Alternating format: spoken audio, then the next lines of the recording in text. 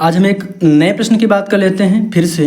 क्या लिखा हुआ है प्रश्न में, किसी संख्या के 60% का 3/5वां भाग 36 है तो वह संख्या है।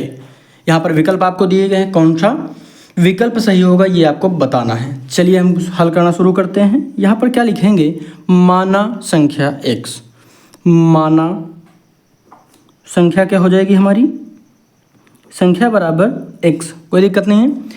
अब यहाँ पर क्या आ रहा है, किसी संख्या के, तो x के 60% का इतना वह भाग बराबर 36 है, तो लिख लेते हैं। प्रश्न को पहले बनाना आप लोग सीख लीजिएगा। तो यहाँ पर क्या लिखा है, x गुणा क्यों किया, देखिए किसी संख्या यानी x के है, के का मतलब गुणा 60 है तो 60 लिख लीजिए। अब यहाँ बटे में हम 100 लिख देंगे क्योंकि परसेंट हटा रहे हैं। 60% का, तो का 3/5, 3/5वां भाग क्या है बराबर 36 है। बिल्कुल आसान हो गया, कोई दिक्कत तो नहीं है। अब यहाँ पर इसको हल कर लीजिए, कोई दिक्कत होगी ही नहीं। अब हम इसको काट सकते हैं किससे, 20 से। 20 से जब काटेंगे तो 20 3 60, 20 पंचे 100, कोई दिक्कत तो नहीं होगी अब आपको। अब यहाँ पर हम इसको हल कर लेते हैं। क्या बचा है पहले लिख लीजिए, x गुणे 3/5 गुणे 3/5 बराबर 36। ये यहाँ तक करने में कोई दिक्कत तो नहीं हुई बिल्कुल भी। अब हम आगे इसको हल कर लेते हैं, कोई दिक्कत नहीं होगी।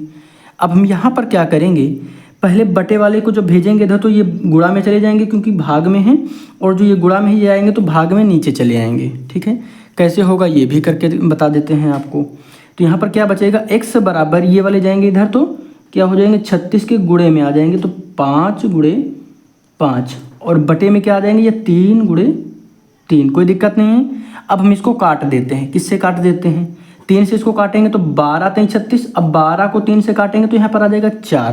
क्लियर हो गया। अब यहाँ पर हम लिख सकते हैं, यहाँ पर भी लिख लीजिए। यहाँ पे क्या बचा है, x बराबर बचा है 4 गुणे 5 गुणे 5, यही तो बचा है, 4 गुणे 5 गुणे 5 बचा है, यही लिख लेते हैं। x बराबर क्या हो जाएगा, 5 चौके 20 गुणे 5, कोई दिक्कत तो नहीं है। अब यहाँ पर 20 5 से मल्टीप्लाई कर दीजिए, क्या हो जाएगा, 5 दूनी 10 और 1 0 यहाँ पर ऐड हो जाएगा, आ जाएगा 100। ये हमारा क्या हो जाएगा, आंसर हो जाएगा। तो यहाँ पर किस विकल्प में है 100, तो यहाँ पर 100 जो है पहले विकल्प में है, तो हमारा पहले विकल्प सही हो जाएगा। क्लियर हो गया।